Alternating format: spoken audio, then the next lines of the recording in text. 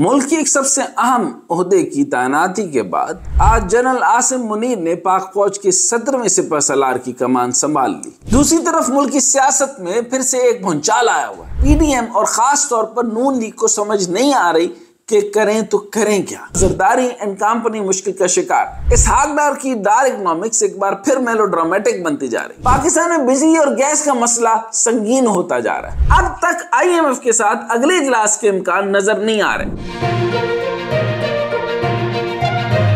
अस्सलाम वालेकुम, मैं हूं डॉक्टर हसनैन जावेद और आप देख रहे हैं मेरे digital channel.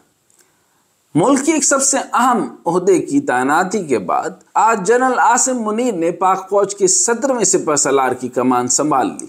Army chief general Qamar Javed Bajwa ने पाक फौज की कमान इनके सुपुर्द की है और 6 साल आर्मी चीफ रहने के बाद जनरल कमर जावेद बाजवा आज इस ओहदे से रिटायर हो गए। अपने आखिरी खिताब में जनरल कमर जावेद बाजवा ने कहा कि मैं अनकरीब गुमनामी में चला जाऊंगा, लेकिन मेरा रूहानी राब्ता हमेशा फौज से कायम रहेगा। इस अहम तैनाती और तब्दीली के हवाले से मुल्क में बहुत शोर उठता था और तैनाती के दिन भी क्या सराइयां अरूज पर थी। आज ये मरहले भी इंजाम पजीर हो गया और मुल्क की फौज की कमान एक नए सिपह सलार के हाथ में। उम्मीद है कि मुल्क का दिफा मजीद मजबूत होगा और दुश्मन के तमाम गलत इरादे नाकाम होंगे और इन्हें भरपूर जवाब मिलेगा। दूसरी तरफ मुल्क की सियासत में फिर से एक भूचाल आया हुआ है और इमरान खान की असम्बलियाँ तहलील करने और निज़ाम से निकलने के ऐलान के बाद पीडीएम मुश्किल में है।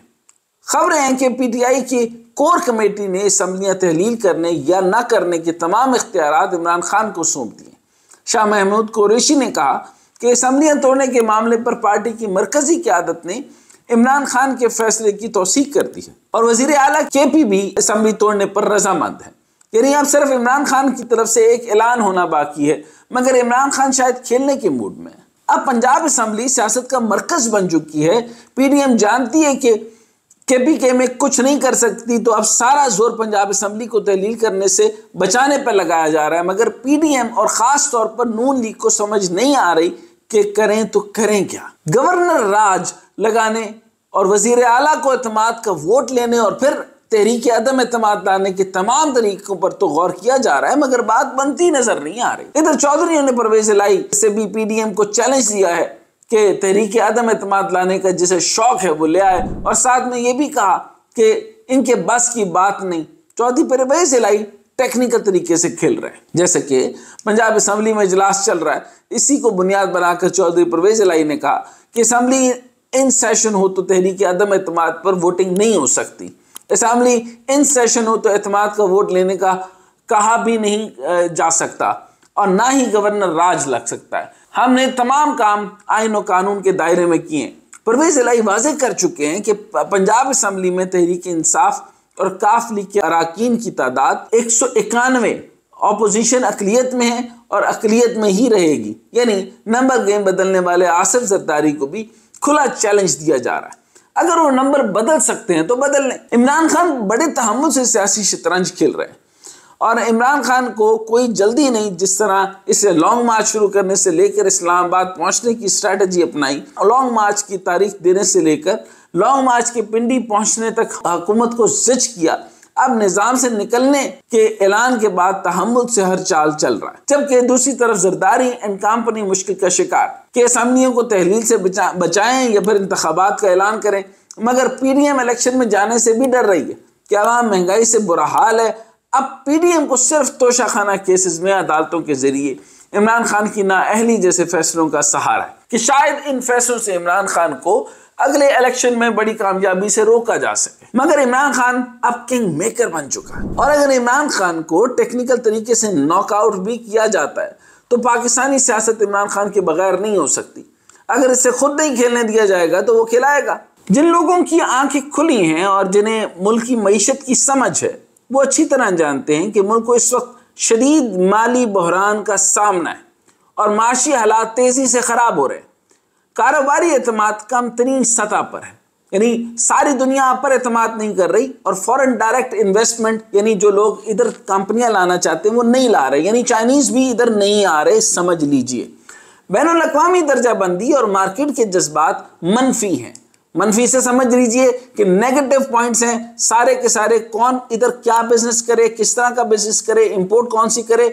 चंद आम और कुछ चेरीज जो हैं वो आपके पास टोटल एक्सपोर्ट के लिए हाजिर हैं। आपके पास कोई तरीका कार नहीं कि आप क्या एक्सपोर्ट करें। इसहाक डार की डार इकोनॉमिक्स एक बार फिर से मेलोड्रामेटिक बनती जा रही है, जिसके अंदर मैं आपको हमेशा से बताता आ रहा हूं कि उसके अंदर कोई प्रोग्रेस नहीं, कोई प्रोडक्शन नहीं, कोई प्रोडक्टिविटी नहीं, कोई मैन्युफैक्चरिंग नहीं, कि जस्ट एडजस्टमेंट है।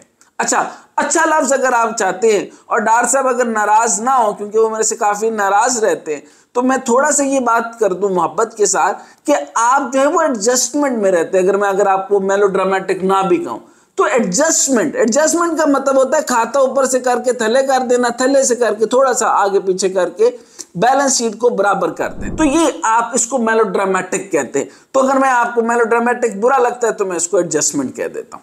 हालात ये हैं कि मुल्क एक इंटरनेशनल बास्केट केस बनने की तरफ जा रहा है। इंटरनेशनल बास्केट वो फ्रेज है कभी बांग्लादेश के लिए इस्तेमाल की जाती थी, यानी एक ऐसा मुल्क जिसका इन्हसार बैरूनी इमदाद पर ही रहे। मुल्की कर्जा 127 बिलियन डॉलर के कुल गैर मुल्की कर्जों के साथ रिकॉर्ड बुलंदी पर है। ज़र मुबादला के ज़खायर 7.8 बिलियन डॉलर तक गिर गए, जो सिर्फ 5 हफ्तों की इंपोर्ट्स के बराबर है। इसहाक डार की तमाम तर जादूगरी के बावजूद डॉलर के मुकाबले में रुपए की गिरावट का सिलसिला जारी सारी है। सॉवरेन डिफॉल्ट के खदशात अभी भी मौजूद हैं। साल के शुरू में क्रेडिट डिफॉल्ट स्वैप CDS की शरह 4 से 5% थी, जो गुज़श्ता हफ्ते में 90% से ऊपर चली गई। यानी इधर 5%, 4-5% थी, उधर से यकदम जंप लगाई तो 90% चली गई। जैसा कि ज़र मुबादला के ज़खायर तेजी से गिर रहे और मुल्क को इस वक्त कोई बड़ी इमदाद या कर्जा मिलता नजर नहीं आ रहा। मैं ये कहूं, और गलत बिल्कुल नहीं होगा, कि 7-8 बिलियन डॉलर का अगर आपके पास रिजर्व है भी तो वो भी सारा कर्जा है, और मजीद कर्ज के साथ आप डिफॉल्ट से निकलते हैं या रुकते हैं। तो लेकिन टोटल इन्हसार आपका कर्ज है। तो सब्जेक्ट ये रहा कि मैं अगर इसको डिफॉल्ट करूं, बड़ी बुरी बात है, नहीं कहना चाहिए, पूरी दुनिया में क्या असर जाएगा, लेकिन सारी दुनिया को भी पता है कि सिर्फ कर्ज में आना है तो आपका जो है वो डिफॉल्ट से आप निकल जाते हैं। टेक्निकल पॉइंट जिसको आप 75.5 बेसिस कहते हैं, ये समझ लीजिए। अब तक IMF के साथ अगले इजलास के इम्कान नजर नहीं आ रहे। आपका प्रोग्राम होना था नवंबर के शुरू के अंदर, आपने लेट करते करते तीसरे हफ्ते में पहुंचा दिया। आपने जब एक प्रोग्राम में आ जाते हैं, ये याद रखिए, कोई भी अगला मंशूर बना रहा है, अगर वो ये कहेगा कि हम IMF को उठा के फेंक देंगे, ऐसा नहीं हो सकता। आप IMF के प्रोग्राम को मुकम्मल जब तक कर नहीं लेंगे तब तक आप इससे निकल नहीं सकते। ये एंटीबायोटिक का मुकम्मल कोर्स है जो मुकम्मल होके रहेगा, नहीं तो दरमियान में बैक्टीरिया बढ़ जाएगा। इस वक्त IMF प्रोग्राम के साथ ट्रैक पर रहना बहुत जरूरी है, बल्कि मजबूरी है, क्योंकि ये पाकिस्तान को अपनी भारी बैरूनी जिम्मेदारियों को पूरा करने के लिए माली वसाइल तक रसाई के काबिल बनाता है। करंट अकाउंट खसारे को पूरा करने और कर्जों की अदायगी के लिए रवा माली साल तकरीबन 34 से 40 बिलियन डॉलर की जरूरत है। इसे कहते हैं इकोनॉमिक डिपेंडेंस या माशी गुलामी, जिससे निकलना आसान नहीं। जैसे कि हमने आपको पहले भी बताया था कि पाकिस्तान का 5 साल क्रेडिट डिफॉल्ट स्वैप CDS 92% की बुलंद तरीन सतह पर पहुंच गया था, जिसके असरात ये हैं कि जब हमें मईशत को बचाने के लिए अरबों रुपए की जरूरत है तो हमारी रसाई बॉन्ड मार्केट में बंद हो रही है। बावजूद इसके कि हुकूमत दावा कर रही है कि बॉन्ड की अदायगी के वक्त पर, यानी जब अदायगी का वक्त आएगा तो अदायगी कर दी जाएगी। पाकिस्तान में बिजली और गैस का मसला संगीन होता जा रहा है। अभी तक हुकूमत ने तवानाई बहरान के खात्मे के लिए कोई ठोस इकदाम नहीं उठाए। पाकिस्तान की बढ़ती हुई आबादी ने इस मसले को मजीद गंभीर बना दिया है। सनतें बंद हो रही हैं, कारोबार कम हो रहा है, रोजगार बढ़ रहा है और तालीमी निज़ाम दरम बरम हो रहा है, मगर मुल्क में गेम ऑफ थ्रोन जारी है। सियासी रशाकशी अरूज पर है। जितनी मेहनत हुकूमत इक़्तिदार बचाने में कर रही है, अगर यही मेहनत कारकर्दगी में लगाई होती तो हालात मुख्तलिफ न होते। मगर हुकूमत के पास प्रोफेसर मिफ्ता था या फिर डार साहब हैं। PDM इत्तेहाद ने PTI के पावर सेक्टर को ना संभालने के बारे में बहुत हंगामा करती थी और न्यूज़ फर्स्ट चैनल्स पर भी बहुत शोर मचाया करती थी, लेकिन ये PDM हुकूमत पावर सेक्टर के हवाले से कुछ भी करने में नाकाम नजर आई। यानी उनके ऊपर तंज और उसके निश्तर का जवाब ये कि आपने कहा कि आप पावर सेक्टर संभाल लेंगे तो संभाल लेना। तो हालत ये है कि हुकूमत के बंद पड़े 20 पावर प्लांट्स ना चला सकी। नीलम झेलम पनबिजली घर भी न चल सका। 5000 मेगावाट बिजली सिस्टम में आ ही नहीं रही। 20 पावर प्लांट जिसमें से किसी की मेंटेनेंस होनी है तो किसी का लाइसेंस खत्म हो चुका है। मुल्क का अहम हाइड्रो इलेक्ट्रिक पावर प्रोजेक्ट नीलम झेलम इस साल जून से बंद है, जब से 3.5 किलोमीटर लंबी टेल रेस टनल TRT जिसको आप कहते हैं में अचानक रुकावट पैदा हो गई, जिससे हुकूमत को हर माह 10 अरब रुपए का नुकसान उठाना पड़ रहा है। नेपरा के चेयरमैन ने खबरदार किया कि अगर टनल 1 साल तक बंद रही तो सारिफिन को 120 अरब रुपए का नुकसान होगा और इस टनल को कम से कम अगले जून तक बहाल नहीं किया जा सकेगा। यानी इजाफी बोझ आवाम उठाएगी।